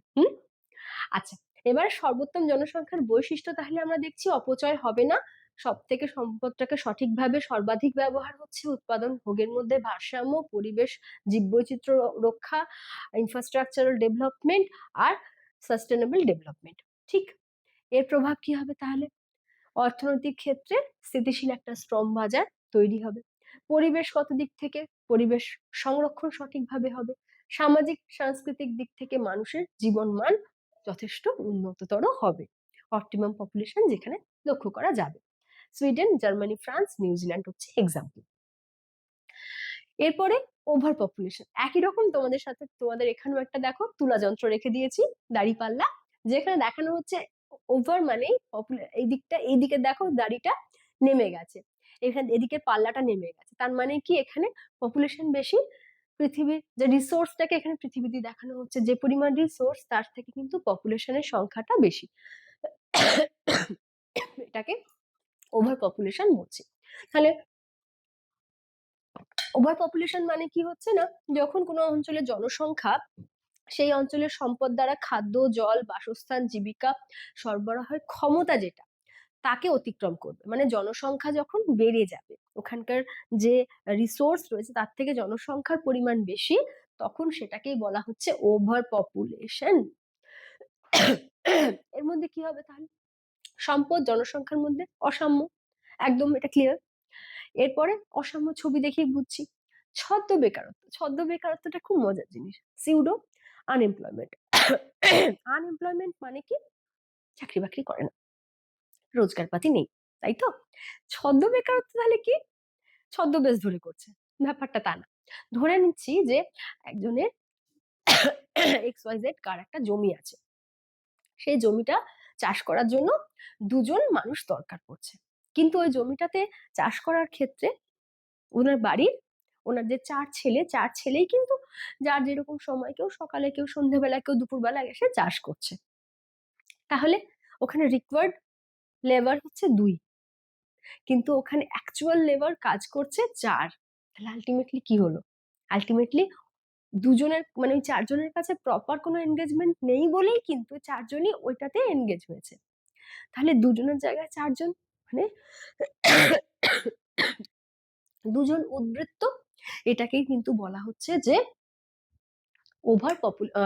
ছদ্ম বেকারত্ব। ওরা হচ্ছে বেকার, প্রপারলি দুজন বেকার, দুজন সাকার, কিন্তু 4 জন মিলে যেহেতু করছে সেজন্য ওখানটাকে বলা হচ্ছে ওখানে ছদ্ম বেকার লুকিয়ে রয়েছে। এছাড়া মাথাপিছু আয় খুব কম, মানুষ জমির অনুপাত অপটিমাম পপুলেশনের থেকে কিন্তু বেশি হবে। তার ফলে মানুষজন থাকার জন্য কি করবে, যখন ল্যান্ড কম, দরকার তাদের বেশি, যেমন ধরো চলে যাবে পাহাড়ের ঢালে, সেখানে ঘর বাড়ি তৈরি করতে শুরু করছে, পাহাড়ের মধ্যে গাছপালা কেটে ফেলছে, পাহাড়ের ঢাল কাটছে, সেখানে বাড়ি ঘর বানাচ্ছে। আবার হতে পারে সমুদ্র, মানে যে সকল জায়গাগুলো মোটামুটি আনটাচ, যেগুলো খুব একটা আমরা জানি ভালনারেবল, ওর কাছাকাছি বসতি স্থাপন করা হয়তো কথা নয়, কিন্তু যখন আর ল্যান্ড নেই, প্লেন ল্যান্ড নেই, তখন মানুষজন যাচ্ছে সমুদ্রের কাছে, যেখানে কিনা একবার সাইক্লোন হলেই কিন্তু তারা, তাদের লাইফ রিস্ক, কিন্তু তারা সেখানে থাকতে বাধ্য হচ্ছে। তার জন্য বন উজাড় করছে, দূষণ হচ্ছে, জীব বৈচিত্র্য ক্ষয় হচ্ছে, বাসস্থানগত সংকট, স্বাস্থ্য শিক্ষা ব্যবস্থার উপরেও চাপ পড়ছে। দুরকম হয় over population according to Clark. সেটা হচ্ছে অ্যাবসলিউটলি ওভার পপুলেশন, এটা রিলেটিভলিটা কিন্তু ওটা আপেক্ষিক, যেহেতু ওটা কিন্তু রিসোর্সটাকে প্রপার ইউজ করে আবার সেটাকে প্যারিটি তৈরি করে কাম্য জনসংখ্যায় নিয়ে যেতে পারা যেতে পারে। কিন্তু যেখানে অ্যাবসলিউট ওভার পপুলেশন রেডি হয়ে যাচ্ছে, সেখানে কিন্তু আমরা ওখান থেকে আবার কাম্য জনসংখ্যায় নিয়ে আসতে পারছি না। ভারত, চীন, বাংলাদেশ, পাকিস্তান, আফগানিস্তান, এরা হচ্ছে ওভার পপুলেশন সূচক দেশসমূহ। বেশিরভাগ ক্ষেত্রে তোমরা দেখো এগুলো সবগুলোই কিন্তু থাকছে বেশি ডেভেলপিং কান্ট্রিজ। এরপর থাকছে impact of over population. Over পপুলেশনের ইম্প্যাক্ট কি হচ্ছে? অর্থনৈতিক দিক থেকে দেখা যাচ্ছে বেকারত্ব থাকছে, কম মজুরিতে লোকজন এনগেজ হয়ে যাচ্ছে, অবকাঠামোর উপরে মানে ইনফ্রাস্ট্রাকচারের উপরেও কিন্তু দেখা যাচ্ছে যে একটা প্রভাব লক্ষ্য করতে পারা যাচ্ছে। ভারতের এছাড়া পরিবেশগত প্রভাব কি? বনভূমি ধ্বংস হচ্ছে, বন্যপ্রাণী আবাস নষ্ট হচ্ছে, বায়ু জল দূষণ, বিশেষত দক্ষিণ পূর্ব এবং দক্ষিণ এশিয়ার বহু দেশে এই সমস্যা দেখা যাচ্ছে। সামাজিক সাংস্কৃতিক প্রভাব, বস্তি বা স্লাম এরিয়া বা ফরমেশন, পর্যাপ্ত স্বাস্থ্য শিক্ষার পরিষেবা পাওয়া যাচ্ছে না, সামাজিক অস্থিরতা, এগুলো লক্ষ্য করতে পারছি। আন্ডার পপুলেশনটা তাহলে কি হচ্ছে না, এই একই রকম, পপুলেশন কম, রিসোর্স বেশি, রিসোর্সের দিকটা দেখো নেমে আছে, মানে পপুলেশনটা ওখানে কম, সম্পদ বেশি, তাকে বলছে আন্ডার পপুলেশন। অস্ট্রেলিয়া কিন্তু আন্ডার পপুলেশন, ওখানে জনসংখ্যা মাত্র 26 মিলিয়ন। এখানে কি বৈশিষ্ট্য হতে পারে? জনঘনত্ব কম হবে, তাহলে প্রাকৃতিক সম্পদ ওখানে নিশ্চয়ই বেশি আছে, কিন্তু ওখানে লোক নেই, তাই তো বলা হচ্ছে বয়স্ক জনসংখ্যা অনুপাত বেশি, রাস্তা, স্কুল, হাসপাতাল অপর্যাপ্ত ব্যবহার, মানে সেগুলো যে পরিমাণ লোককে ফেসিলিটি দিতে পারবে সেই পরিমাণ লোক ওখানে নেই। কৃষি শিল্পক্ষেত্র অনুন্নত। ক্লার্ক এক্ষেত্রেও বলেছেন absolute under population, relative under population. Australia, Canada, Russia, Argentina এদের উদাহরণ।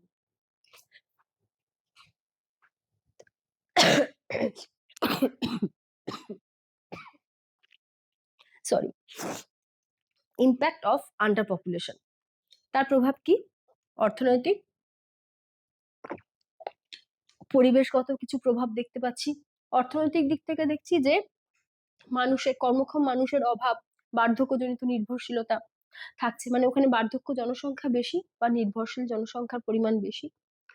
পরিবেশগত প্রভাবের ক্ষেত্রে যে যেহেতু পরিবেশ উপর নজরদারি করার লোক নেই, অবৈধভাবে বন কেটে নেওয়া, এটা হতে পারে ওখানে। সামাজিক সাংস্কৃতিক প্রভাব, বিচ্ছিন্ন বসতি, শিক্ষা, স্বাস্থ্য পরিষেবার অভাব, আদিবাসী সংস্কৃতি এবং ভাষা, এগুলো কিন্তু আস্তে আস্তে বিলোপ পাওয়ার একটা চান্সেস থাকছে due to under population, due to proper use করা হচ্ছে না রিসোর্সটাকে, তাই জন্য। আচ্ছা, ডাল্টনের সূত্রতে এখানে বলা হয়েছে ম্যাল অ্যাডজাস্টমেন্ট। ম্যাল অ্যাডজাস্টমেন্ট মানে কি? আইদার ওভার পপুলেশন বা আন্ডার পপুলেশন। অ্যাডজাস্টমেন্ট কখন হবে?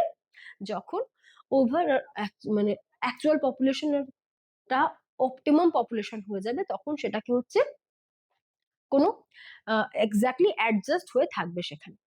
তাহলে বাস্তব জনসংখ্যা যদি তার সর্বোত্তম জনসংখ্যা থেকে বেশি বা কম হয়, তাহলে সেই পার্থক্যকেই বলা হচ্ছে ম্যাল অ্যাডজাস্টমেন্ট।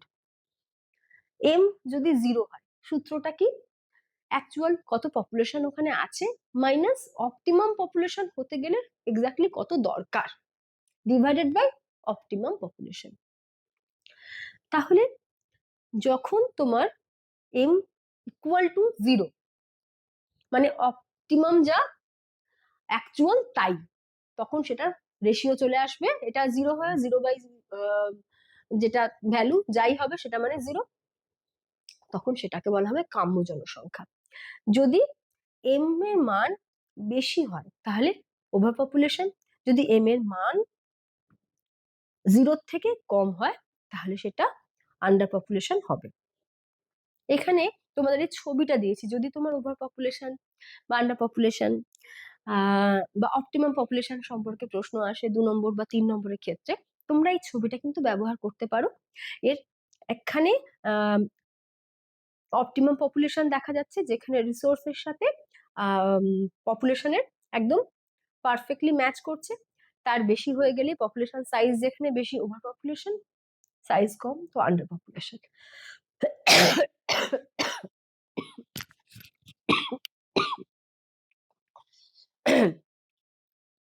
তাহলে এই ছবিটাকে তোমরা তিনটের ক্ষেত্রেই ব্যবহার করতে পারো।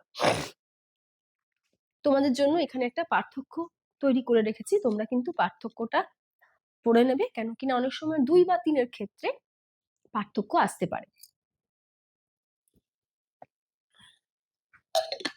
বা জনসংখ্যা পরিবর্তনের উপাদান। জনসংখ্যা পরিবর্তনের উপাদানগুলো কি কি তোমাদেরকে বলেছি একটু আগে, birth rate, death rate, migration, এই তিনটে আবার ঠিক করে পপুলেশন গ্রোথ কিরকম হবে। নেক্সট টপিক কি? Demographic transition model by Thompson and Notestein. তো 1929 খ্রিস্টাব্দে ওয়ারেন থমসন প্রথম ডেমোগ্রাফিক ট্রানজিশন মডেলের ধারণা দিয়েছেন। পরবর্তীকালে আবার 1940 থেকে 50 দশকের এই সময় নোটিস্টেন তার যে মডেল সেটা দিয়েছেন, এবং ওই আগের ধারণাটাকে মানে তিনি নতুন করে মডেল না দিয়ে তার যে ধারণা ছিল সেই ধারণাটাকে আরো বেশি এনরিচ করেছেন। যেহেতু করেছেন সেই জন্য এই তত্ত্বটাকে একসাথে বলা হয় থমসন নোটিস্টেন থিওরি। বেসিক কনসেপ্ট গুলো কি? অর্থনৈতিক উন্নয়নের সাথে জনসংখ্যা পরিবর্তনের একটা সম্পর্ক আছে।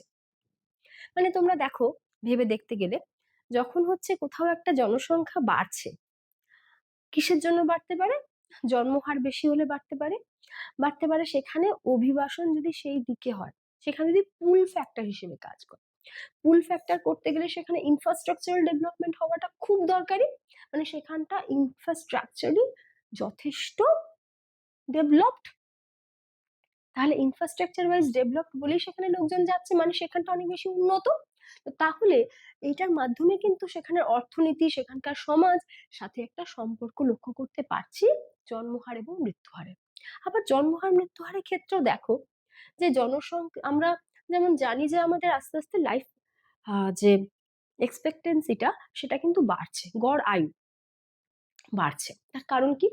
চিকিৎসা শাস্ত্রে আমূল পরিবর্তন, প্রচুর পরিমাণে উন্নতি হয়েছে চিকিৎসা শাস্ত্রের ক্ষেত্রে। সেই জন্যই কিন্তু এটা আমাদের গড় আয়ু কিন্তু আস্তে আস্তে বাড়ছে। তো তাহলে মৃত্যু হারটা কমছে, একই রকম যে দেখা যাচ্ছে জন্ম হারটাও কিন্তু এখন কমেছে। জন্ম হার কখন কমে বলতো? যখন মানুষের মধ্যে এই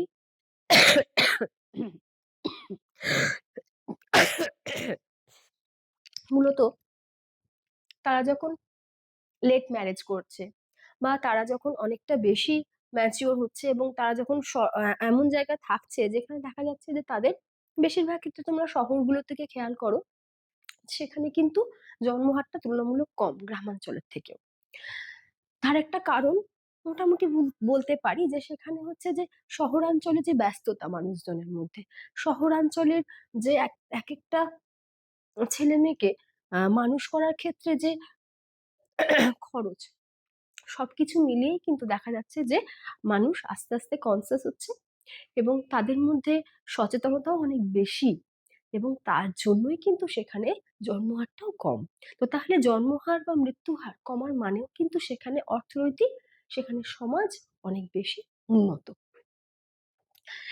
মৃত্যুহার এই তত্ত্বে বলা হয়েছিল যেভাবে এগিয়েছে, সেখানে দেখা যাচ্ছে চিকিৎসা, স্যানিটেশন, খাদ্য ব্যবস্থার উন্নতির ফলে মৃত্যুহার কিন্তু আগেই কমতে শুরু হয়।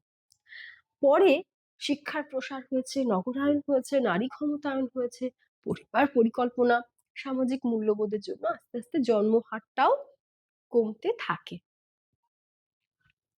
সমাজ নির্দিষ্ট কয়েকটি পর্যায়ের মধ্যে দিয়ে অগ্রসর হয়। শিল্পায়ন একটি গুরুত্বপূর্ণ ভূমিকা পালন করে। এই যে তত্ত্বটা আমরা পড়বো, সেটা হচ্ছে শিল্প বিপ্লবের আগে না শিল্প বিপ্লবের পরের স্টেজে কোনো একটা দেশ আছে, সেটা কিন্তু এই স্টেজগুলোর মধ্যে আমরা বুঝতে পারবো পড়লেই। তাহলে শিল্পায়নটা এখানে একটা খুব বড় একটা ইনগ্রেডিয়েন্ট বলতে পারি, বা আমরা বলতে পারি যে এটা হচ্ছে খুব গুরুত্বপূর্ণ একটা অনুঘটক। জনসংখ্যা বৃদ্ধি সর্বত্র কিন্তু সমান হয় না। আধুনিক সমাজে জনসংখ্যা স্থিতিশীল, জন্মহার মৃত্যুহার দুটোই যেহেতু কমে গেছে, এটি দীর্ঘমেয়াদী পরিবর্তনকে ব্যাখ্যা করে। তোমাদের এখানে একটা কনসেপ্ট বলে রাখি, যেখানে জন্মহার মৃত্যুহার দুটোই কমে যাচ্ছে, মানে পপুলেশন গ্রোথ সেটাও কিন্তু সেভাবে আর হচ্ছে না, নেগেটিভ গ্রোথও হচ্ছে না, পজিটিভ গ্রোথও হচ্ছে না, তখন সেটাকে বলা হয় জিরো পপুলেশন। ঠিক আছে? তোমাদের অনেক সময় এটা 2 নম্বরের মতন প্রশ্ন আসতেই পারে যে শূন্য জনসংখ্যা বলতে কি বোঝো? শূন্য জনসংখ্যা তাহলে কি? যখন কোনো একটি নির্দিষ্ট স্থানে নির্দিষ্ট সময়ে দেখা যাচ্ছে যে সেখানে জন্মহার বা আমরা একদম ডিরেক্ট বলতে পারি কোনো একটি দেশে জন্মহার এবং মৃত্যুহার যখন প্রায় সমান, খুব কম এবং স্থিতিশীল, তখন সেই জনসংখ্যাকে স্থির জনসংখ্যা বা শূন্য জনসংখ্যা বলা হচ্ছে। কেন কিনা সেখানে জনসংখ্যা বৃদ্ধি সেভাবে হচ্ছে না। এবার তাহলে stages of demographic change, transition.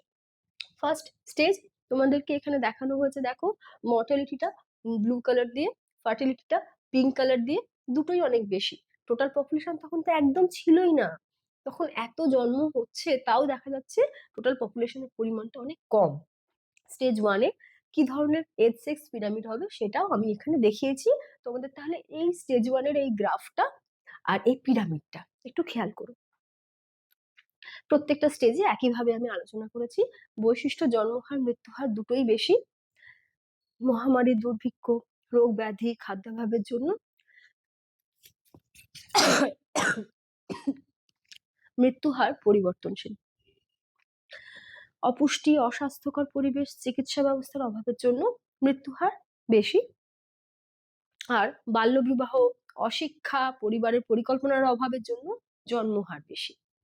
জনসংখ্যা ধীরে ধীরে স্থিতিশীল ভাবে বৃদ্ধি পাচ্ছে, কৃষি নির্ভর সমাজ ওখানে মূলত লক্ষ্য করছি। এটা কিন্তু শিল্প বিপ্লবের আগে পৃথিবীর দেশগুলো এই ধরনের স্টেজের মধ্যে দিয়ে যাচ্ছে। বর্তমানে কিন্তু পৃথিবীতে এই স্তরে থাকা তেমন কোনো দেশ নেই। সেকেন্ড হচ্ছে আর্লি এক্সপ্যান্ডিং স্টেজ, যেটাকে বলছি স্টেজ 2।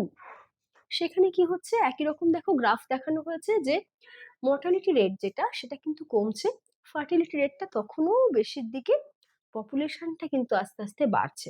আর এখানে H6 পিরামিডটা এই ধরনের হচ্ছে। এখানে কি বলা হয়েছে না, জন্মহার বেশি, মৃত্যুহার দ্রুত কমছে। কেন কমছে? উন্নত কৃষি ব্যবস্থা, উন্নত পরিবহন, বিশুদ্ধ জল, স্যানিটেশন, স্বাস্থ্য পরিষেবার উন্নতি, তার জন্য মৃত্যুহারটা কমেছে। শিক্ষা সচেতনতা তখনও অতটা আসেনি বলে এখানে জন্মহার তখনও অতটা কমেনি।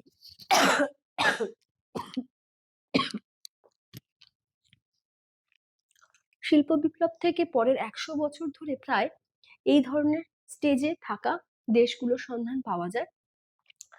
যদিও বর্তমানে ভারতের ক্ষেত্রে যেমন বর্তমানে না, ভারত যখন স্বাধীনতা পরবর্তী সময়, ওই সময়টা কিন্তু এই দেশে এই ধরনের স্টেজ 2 তে ছিল। ডেমোগ্রাফিক ট্রানজিশন মডেলে স্টেজ 2 যে ক্যারেক্টারিস্টিক্স গুলো, সেগুলো তখন ভারতের ক্যারেক্টারিস্টিক্স এর সাথে সিমিলার ছিল। এছাড়া বাংলাদেশ, নাইজেরিয়া কিছু কিছু জায়গাতে কিন্তু এখনো স্টেজ 2 এর সাথে মেলে, মানে ওখানে জন্মহারটা এখনো বেশি, মৃত্যু হারটা বেশ কমে গেছে, তার জন্য পপুলেশন গ্রোথটা কিন্তু অনেক বেশি।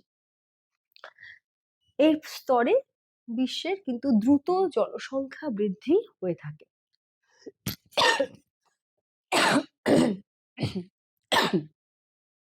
সরি, খুব। স্টেজ 3 পরবর্তী সম্প্রসারণ স্তর, এটা হচ্ছে আবার কখন না, মৃত্যুহার যখন কমে গেছে, জন্মহারও আস্তে আস্তে বেড়েছে, তাদের মধ্যে কনসিয়াসনেস সচেতনতা বেড়েছে, তাদের মধ্যে ফ্যামিলি প্ল্যানিংটা এসেছে, তখন কিন্তু, এবং স্বাস্থ্যের উন্নতি সব থেকে যেটা কথা, চিকিৎসা স্বাস্থ্যের উন্নতি, সেই ক্ষেত্রে কিন্তু মৃত্যুহার কমেছে। জন্মহারের ক্ষেত্রেও কিন্তু হ্রাস হয়েছে, কারণ কিনা জন্মহারটা হ্রাস হওয়ার কারণ এখানে কিন্তু তাদের ফ্যামিলি প্ল্যানিংটা এখানে আসছে, তাদের যেহেতু তারা ফ্যামিলি প্ল্যানিং করছে, কনসাস হয়েছে, তার ফলে জন্মহারটাও কমেছে। এবং আরেকটা হচ্ছে নারী শিক্ষায়ন, নারী শিক্ষা ক্ষমতা আসা, তার ফলে কিন্তু অনেকটাই জন্মহারটাতে হ্রাস টানা গেছে। নারী শিক্ষা, কর্মসংস্থান প্রসার, অর্থনৈতিক উন্নয়ন, পরিবার পরিকল্পনা, কর্মক্ষম জনসংখ্যা বাড়ার জন্য অর্থনৈতিক উন্নতির সুযোগও হচ্ছে। উদাহরণ কি না, ভারত বর্তমানে কিন্তু থার্ড স্টেজের মধ্যে পড়ছে, শ্রীলঙ্কা, ইন্দোনেশিয়া, মেক্সিকো, আর এইটা হচ্ছে থার্ড স্টেজে। H6 পিরামিডটা কেমন হবে সেটা দেখানো হয়েছে। স্টেজ 4, এখানে কি বলা হচ্ছে, জন্মহার মৃত্যুহার দুটোই দেখো কমে গেছে, জন্মহার এবং মৃত্যুহার দুটোই কমে গেছে, কিন্তু জনসংখ্যা তখনও বেশি আছে, কারণ এতদিন ধরে জনসংখ্যা তো বেড়ে গেছে অনেকটা, তাই জন্য জনসংখ্যাটা, মোট জনসংখ্যাটা অনেকটা ওপরেই আছে, কিন্তু জনসংখ্যা বৃদ্ধির হারটা কিন্তু অনেক কমে গেছে, যে হারে বাড়ছিল সেই হারটা কিন্তু কমে গেছে। উন্নত চিকিৎসা পুষ্টির ফলে মৃত্যুহার কমে গেছে, জনসংখ্যা প্রায় স্থিতিশীল হয়ে গেছে। স্থিতিশীল মানেই কিন্তু এখানে আমাদের শূন্য জনসংখ্যার কনসেপ্টটা আসছে। জার্মানি, ফ্রান্স, জাপান, ইটালি, এরা হচ্ছে স্টেজ 4 এর অন্তর্ভুক্ত, এবং এখানে H6 পিরামিডটা এরকম স্ট্রাকচারটা হচ্ছে। স্টেজ 5 ঋণাত্মক বৃদ্ধির স্তর, জন্ম মৃত্যু হার সমান বা কোথাও কোথাও কম দেখা যাচ্ছে জন্মহারটা মৃত্যু হারের থেকে, তার ফলে নেগেটিভ গ্রোথ অফ পপুলেশন লক্ষ্য করছি। জনসংখ্যা স্থির বা হ্রাসমান, বয়স্ক জনসংখ্যার পরিমাণ বেশি, বয়স্ক জনসংখ্যা বেশি বলে দেখো মাথার উপরের দিকটা কিন্তু একটা প্রশস্ত হচ্ছে আস্তে আস্তে, আমরা আগেরগুলো যখন দেখেছি সেগুলো কিন্তু অনেকটা বেশি খাড়াই ছিল, এখন অনেকটা ডোম শেপ হচ্ছে।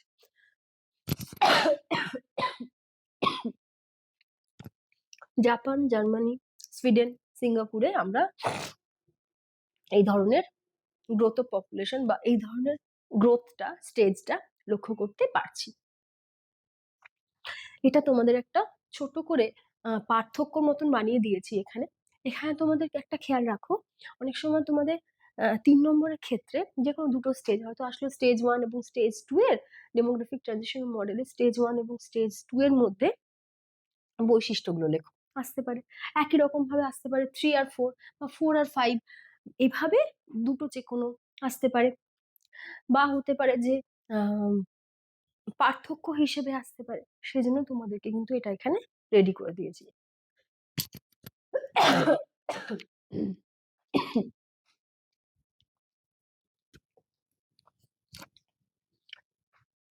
একসাথে তোমাদের ডেমোগ্রাফিক ট্রানজিশন মডেলটা একটা ছবি দিয়েছি। ফার্স্টে যেখানে স্টেজ 1 এ high birth and high death rate, total population, আস্তে আস্তে কিভাবে ওটা পরিবর্তন হয়ে এখানে স্ট্যাটিকে পৌঁছলো, এখানে আবার ডিক্রিজ হয়ে গেছে। ফিফথ স্টেজে গিয়ে কিছুদিন স্ট্যাটিক থাকার পরে আস্তে আস্তে দেখা যাচ্ছে পপুলেশন গ্রোথটা কিন্তু নেগেটিভ হয়ে গেছে।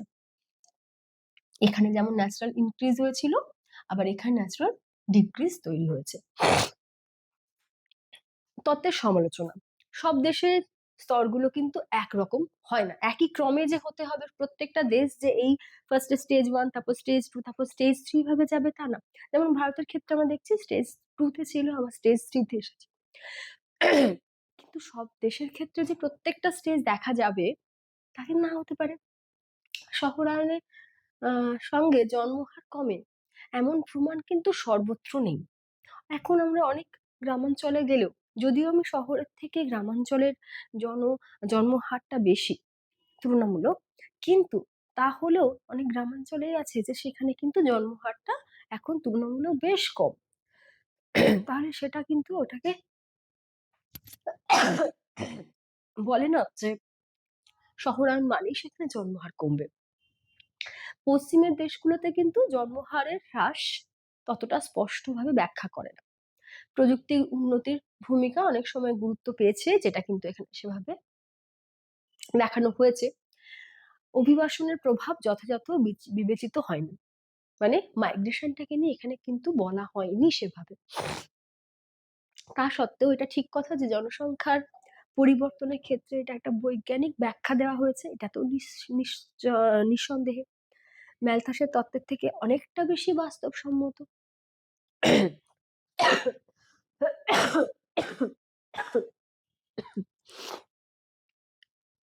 অপটিমাম পপুলেশনের থেকেও অনেক বেশি বিস্তৃত। আর যেটা হচ্ছে যে তত্ত্ব বিভিন্ন দেশের জনসংখ্যা পরিবর্তনের ধারা খুব সুন্দর এবং কার্যকর ভাবে কিন্তু বিশ্লেষণ করতে সাহায্য করে কোনো কোনো দেশের ক্ষেত্রে। লাস্ট যে পোর্শনটা আছে সেটা হচ্ছে need of population control measures and population policy. এখানে তাহলে কি বলা হচ্ছে যে পপুলেশন কন্ট্রোল যেটা করা হবে তার কি প্রয়োজনীয়তা, এবং পপুলেশন পলিসি যেগুলো নেওয়া হচ্ছে তার কি প্রয়োজনীয়তা। তাহলে পপুলেশন কন্ট্রোলটা কি? পপুলেশন কন্ট্রোল মানে জন্মহার যে হারে হচ্ছে সেটাকে কিভাবে কমানো যেতে পারে, আর তার জন্য কোনো দেশ, সেই দেশ কি পলিসি গ্রহণ করবে যার ফলে কিনা জন্মহারে একটা হ্রাস টানা যেতে পারে। কি তাহলে জনসংখ্যা নিয়ন্ত্রণ হচ্ছে একটা দেশের সুষম উন্নয়নের জন্য অত্যন্ত গুরুত্বপূর্ণ।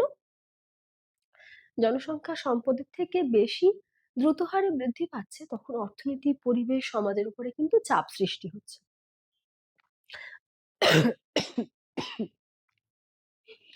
অতি জনসংখ্যার ফলে দারিদ্র, বেকারত্ব, ছদ্ম বেকারত্ব, খাদ্যাভাব, আবাসন সংকট, স্লাম এরিয়া ফরমেশন এগুলো লক্ষ্য করছি, বা পরিবেশ দূষণ হচ্ছে।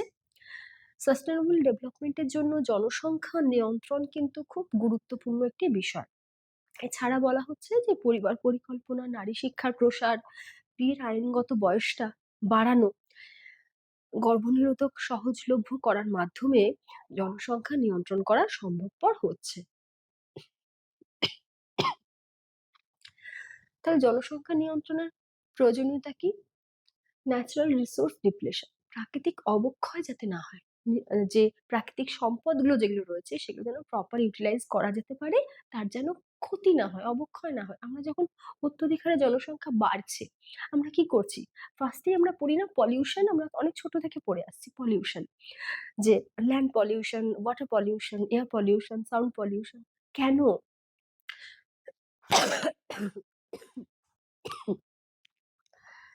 তার কারণ হচ্ছে অত্যধিক হারে জনসংখ্যা বৃদ্ধি, এবং সেই জনসংখ্যা বৃদ্ধির সাথে মোকাবিলা দিতে গিয়ে তারা তারা কি করছে? গাছপালা কেটে ফেলছে। তারা হতে পারে যে গাছপালা কাটার পরে সেখানে হয়তো নগর স্থাপন করেছে, বা সেখানে কৃষিক্ষেত্রগুলোকে সেখান থেকে হয়তো ইন্ডাস্ট্রি ফর্ম করছে ওই যে এলাকাটা থেকে। তার জন্য কিন্তু এই ধরনের পলিউশন হচ্ছে। তো তাহলে প্রাকৃতিক অবক্ষয় তার থেকে হচ্ছে। প্রাকৃতিক অবক্ষয় কমানোর জন্য আগে দরকার জনসংখ্যা নিয়ন্ত্রণ। তারপরে বলছে এনভায়রনমেন্টাল ডিগ্রেডেশন, একই রকম অবক্ষয় এবং অবনতিও যাতে না হয়। তার গুণগত মান যখন আস্তে আস্তে খারাপ হচ্ছে, পরিবেশের অবনতি হচ্ছে, সেইগুলোও কিন্তু আমাদেরকে ব্যবস্থাপনা করতে হবে। এবং তার ফলে দেখা যাচ্ছে যেমন বর্জ্য ব্যবস্থাপনার সমস্যা হচ্ছে, জীব বৈচিত্র্য ক্ষয় হচ্ছে, সেগুলো থেকে আমাদের বিরত থাকতে হবে। সোশিও ইকোনমিক প্রেশার,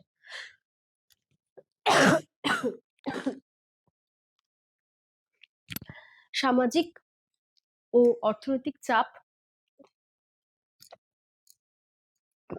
দ্রুত জনসংখ্যা বৃদ্ধির ফলে বেকারত্ব, ছদ্ম বেকারত্ব এগুলো সৃষ্টি হচ্ছে, সেগুলো থেকে যেগুলো যাতে সেভাবে না বাড়ে। প্লাস স্ট্যান্ডার্ড অফ লিভিংটা কিন্তু কমে যাবে, তাই না? তো কেন কি না, মাথা পিছু আয় উপর নির্ভর করে কিন্তু স্ট্যান্ডার্ড অফ লিভিং। যত পপুলেশন বাড়বে তত মাথা পিছু আয়ের পরিমাণটা কমবে এবং স্ট্যান্ডার্ড অফ লিভিংটা কিন্তু অনেকটা কমে যাবে। পপুলেশন পলিসি, প্রত্যেকটা দেশেরই কিন্তু পপুলেশন কন্ট্রোলের জন্য কি করতে হয়? ওদেরকে পপুলেশন পলিসি নিতে হয়। তাহলে জনসংখ্যা নীতি কি? নির্দিষ্ট দেশের সরকার দ্বারা প্রণীত এমন একটা পরিকল্পনা যার মাধ্যমে দেশের জনসংখ্যার আকার, বৃদ্ধির হার, জনসংখ্যার বন্টন এবং গুণগত বৈশিষ্ট্য সেইগুলোকে কিন্তু নিয়ন্ত্রণ করা সম্ভব। জন্মহার, মৃত্যুহার, অভিবাসন, বিয়ের বয়স, স্বাস্থ্য, শিক্ষা ব্যবস্থার মাধ্যমে এই নীতি কার্যকর করা হয়। মানে ডেমোগ্রাফিক যে প্যারামিটার্স গুলো রয়েছে সেই প্যারামিটার্স গুলো নিয়েই কিন্তু পলিসিটাকে ইন্ট্রোডিউস করা হয়ে থাকে। প্রত্যেক দেশের অর্থনৈতিক এবং সামাজিক অবস্থার উপর নির্ভর করে সেখানকার জনসংখ্যা নীতি কিরকম হবে।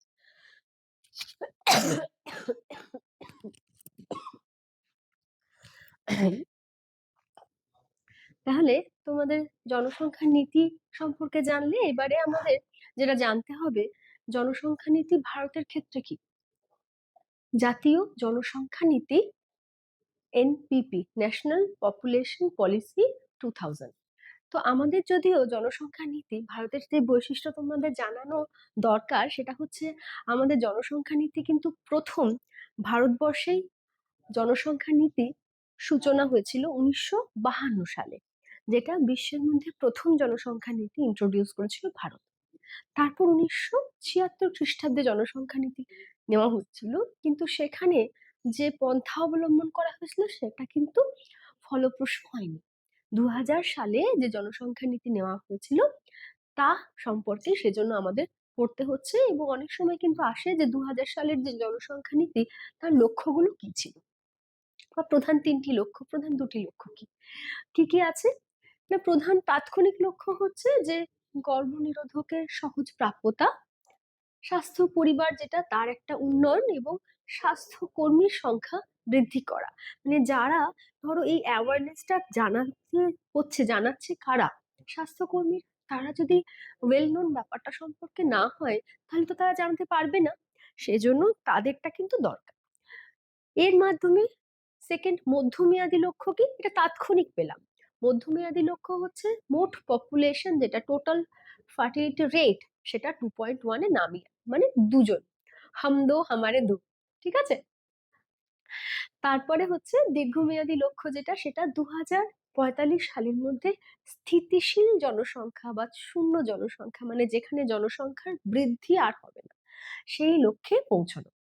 দেখো এর জন্য কি করা হচ্ছে, যে two child policy encouragement families to have less than 2 children, দুটো কি দুয়ের কম মানে এক, এর তো মাঝে কোনো ফ্র্যাকশন হয় না যদিও, তো তার মধ্যে আনা। এখানে যেমন ফ্র্যাকশন তোমরা ভাবতে পারো কি, এটা কিন্তু অন অ্যান অ্যাভারেজ লেখা আছে বলে এখানে লেখা হয়েছে।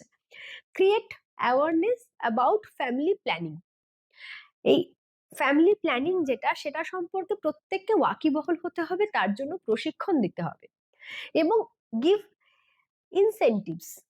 কিরকম, ধরো যেমন একটা এক্সাম্পল দিচ্ছি, তোমরা জানো হয়তো যে মাতৃকালীন ছুটি পাওয়া যায়, যারা যে সকল মহিলারা চাকরিরতা তারা জানেন যে তোমরাও অনেককে চেনো নিশ্চয়ই তাদের মধ্যে, যারা জানো যে মাতৃকালীন ছুটি পায়। এটা কিন্তু আমাদের দেশেও যেমন আছে যে প্রথম 2 সন্তানের জন্য মাতৃকালীন ছুটি পাচ্ছে, কিন্তু অধিক হলে কিন্তু সেই ছুটিটা অ্যাভেল করতে পারছে না। তো তাহলে এই যে ব্যাপারটা হলো, তাতে করে কি লাভটা হলো, প্রত্যেক মহিলা যারা এডুকেটেড, যারা ওয়ার্কিং, তারা ভাববে যে থার্ড টাইম যখন তারা কনসিভ করবে, তারা এটা মাথায় থাকবে যে আমাদের কিন্তু এই সময় আমরা বেবিকে কেয়ার করার জন্য সেই পরিমাণ ছুটি কিন্তু পাবো না। তো তাহলে আমাদেরকে দুটোর মধ্যেই সংযত থাকতে হবে। তো এই বিষয়গুলো কিন্তু বেশ কিছু পলিসি নেওয়া হলো, যেটাই হচ্ছে আমাদের ন্যাশনাল পপুলেশন পলিসির মধ্যে পড়ছে। প্রধান কর্মসূচি কি না, স্বেচ্ছাসেবী পরিবার পরিকল্পনা কিছু প্রসার করতে হবে। প্রত্যেককে 14 বছর পর্যন্ত বাধ্যতামূলক এবং বিনামূল্যে যে শিক্ষা প্রদান।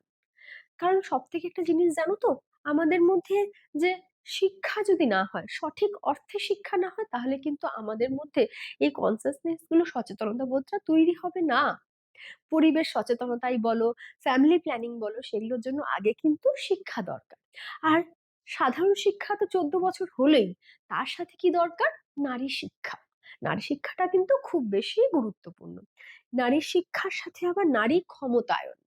ক্ষমতায়ন কথাটা একটু বলি তোমাদের, যেহেতু তোমাদের বলার সুযোগ পেলাম। ক্ষমতায়ন বলতে কিন্তু আহ একটা রবীন্দ্রনাথের ভাষায় বলতে পারি, নারীকে আপন ভাগ্য জয় করার অধিকার কেন না নাহি দেব। তো এই যে বিষয়টা, মানে তার যেটা প্রাপ্য তাকে সেটা দিতে হবে। ক্ষমতায়ন নারীর জন্য, পুরুষের জন্য, যার জন্যই বলি, তাহলে সেখানে কি হবে না, যে পরিমাণ তার প্রাপ্য সেটা পাওয়া, তার চলার পথে কোনো বাধা না থাকুক, সেটাই হচ্ছে ক্ষমতায়ন। নারীর ক্ষেত্রে কেন বলা হচ্ছে, কারণ অনেক সময় আগে জানতাম যে আগেকার দিনে আমরা দেখেছি সমাজে এরকম কিছু কুসংস্কার ছিল বা কিছু সংস্কার ছিল, যেখানে কিন্তু মহিলাদের আহ বক্তব্যটাকে খুব বেশি গুরুত্ব দেওয়া হতো না। সঠিক ভুল তা না ভেবেই সেভাবে গুরুত্ব পেত না, কিন্তু তাদের মতামতটাকে ঘরে বা বাইরে গুরুত্ব দেওয়া, তাদেরকেও মানুষ বলে কনসিডার করা, এই বিষয়গুলো কিন্তু বর্তমানে নারী ক্ষমতায়নের মধ্যে এসেছে। যাই হোক, তো তোমাদের নারী ক্ষমতায়ন, মেয়েদেরকে দেরিতে বিয়ে দেওয়া, শিশু এবং মাতৃ মৃত্যুর হার হ্রাসের পরিকল্পনা বা ব্যবস্থা করা, মানে উন্নত চিকিৎসা ব্যবস্থা। এবারে বলি আমাদের আরেক যাদের হচ্ছে জনসংখ্যা আমাদের থেকেও বেশি ছিল, তো এখন ভারতের জনসংখ্যা জানো নিশ্চয়ই 147 কোটি। এই 2026-এর প্রজেক্টেড পপুলেশন, মানে এরকমই বলা হচ্ছে যে 147 কোটি পপুলেশন এখন ভারতের ক্ষেত্রে। যাই হোক, তো এবার চীন, যখন 2015 সালে যখন কিনা চীন এমন একটা জায়গায় দাঁড়িয়ে সর্বাধিক জনসংখ্যা সম্পন্ন দেশ, তো তখন তারা কি করলো, তারা একটা পপুলেশন পলিসি নিল, সেটা হচ্ছে single child population, single child policy.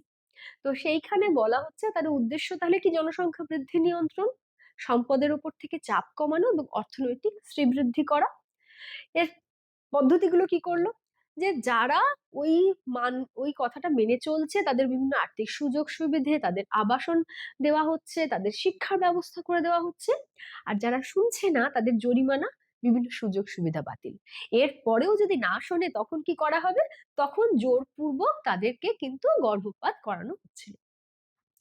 এইভাবে দেখা গেল কি হলো, চীন যখন এভাবে করতে শুরু করলো, আলটিমেটলি কি হলো জানো, তখন ওদের জনসংখ্যা বৃদ্ধির হারটা এতটাই কমে গেল যে ওখানে দেখা যেতে থাকলো যে একটা টাইম পরে যারা লেবার কর্মক্ষম জনসংখ্যা, তোমাদের একটু আগে বলছিলাম যে যারা হচ্ছে নির্ভরশীল আর আর হচ্ছে স্বনির্ভর, যারা নিজেরা আর্ন করছে তাদেরকে আমরা বলি স্বনির্ভর, আর যারা তার থেকে ছোট বয়সী, ধরে নিতে পারি আমরা যে অ্যাডাল্ট পপুলেশনের মোটামুটি 25 কি 30 বছর বয়স থেকে 60 বছর বয়স পর্যন্ত কিন্তু আমরা নির্ভরশীল ভাবছি, তারা আর্নিং এর সাথে ডিরেক্টলি রিলেটেড। তার নিচে বা ওপরে ওই যারা আর্ন করছে তাদের ওপর নির্ভর করছে, সেজন্য বয়স্ক বা একদম ক্ষুদে বাচ্চাদেরকে বলা হচ্ছে যে তারা হচ্ছে নির্ভরশীল জনসংখ্যা, নির্ভর করে আছে বলে। তো তাহলে এখানে যেটা দেখানো হচ্ছে যে ইম্প্যাক্ট কি হলো, সামাজিক প্রভাব পুত্র সন্তানের প্রতি একটা ঝোঁক বাড়তে শুরু করলো, যেহেতু একটাই তারা চাইল্ড নিতে পারছে। তারপরে লিঙ্গ অনুপাতের মধ্যে কিন্তু একটা ভারসাম্যহীনতা শুরু হয়ে গেল। অর্থনৈতিক প্রভাবে কি দেখতে পাচ্ছি, জনসংখ্যা নিয়ন্ত্রণের ফলে মাথাপিছু আয় কিন্তু অনেক বেড়ে গেছে, কারণ ওদের টোটাল যা ইনকাম, মাথাপিছু আয় মানে কি বলেছি, টোটাল যা ইনকাম দেশের ডিভাইডেড বাই টোটাল পপুলেশন ওই দেশের। তো তাহলে যখন মানুষ কমে গেছে তাহলে কি হচ্ছে, মাথাপিছু আয় বেড়েছে।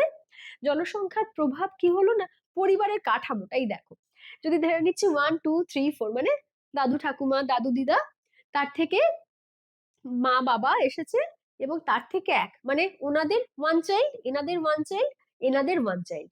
তাহলে আস্তে আস্তে পপুলেশন, পরিবারের যে কাঠামোটা কি হলো, 4:2:1, তাই তো? জনসংখ্যার কিন্তু আস্তে আস্তে কি বার্ধক্যটা বেশি দেখা যাচ্ছে, মানে বার্ধক্য পপুলেশনটা ওখানে কিন্তু বাড়ছে।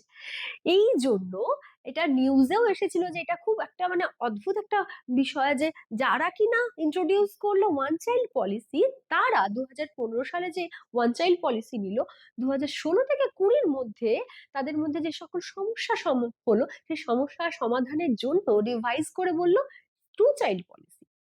আবার ফার্দার রিভিশন হলো এবং 2021-এ তারা কিন্তু ইন্ট্রোডিউস করলো 3 চাইল্ড পলিসি। কেন? কারণ ওখানে কর্মক্ষম জনসংখ্যার কিন্তু একটা ক্রাইসিস তৈরি হলো। তো এই হলো বিষয়টা। তো তোমাদের এখানে কিন্তু যেহেতু জনসংখ্যা পলিসিটা আছে, পলিসির মধ্যে হতেই পারে, ভারত যেহেতু আমরা ভারতে বাস করি, ভারতের সম্পর্কে প্রশ্ন আসতেই পারে। আর চীনটা যেহেতু সর্বাধিক জনসংখ্যা সম্পন্ন ছিল, সেই জন্য চীনকেও পাশাপাশি আমি রেখেছি তোমাদের ক্ষেত্রে। তো এই দুটো পড়লে আশা করি হবে, আর অন্যান্য বইয়ে হয়তো আরো 1-2টো দেশ পেতে পারো, কিন্তু এটা যথেষ্ট। তো এই হলো। আর এতক্ষণ শোনার জন্য তোমাদের থ্যাংক ইউ। একটা কথা তোমাদের আছে বলি, সেটা তোমরা জানো হয়তো যে আমাদের মডেল কোয়েশ্চেনের, যে বিভিন্ন সাবজেক্টের মডেল কোয়েশ্চেন গুলো বেরিয়েছে, জিওগ্রাফিরও বেরিয়েছে, এবং এটার ক্ষেত্রে কিন্তু প্রত্যেকটা পোর্শন ওয়াইজ সুন্দর করে দেওয়া আছে যে মোটামুটি কোন কোন প্রশ্নগুলো তোমাদের জন্য এবছরের জন্য ইম্পর্টেন্ট। তাহলে সেই জায়গাগুলো একটু তৈরি করে নিও, তাহলে আশা করি তোমাদের আর কোনো অসুবিধা হবে না। টেক কেয়ার, ভালো করে পড়াশোনা করো, সামনে পরীক্ষা আসছে, খুব ভালো করে পরীক্ষা দাও, অল দ্য বেস্ট।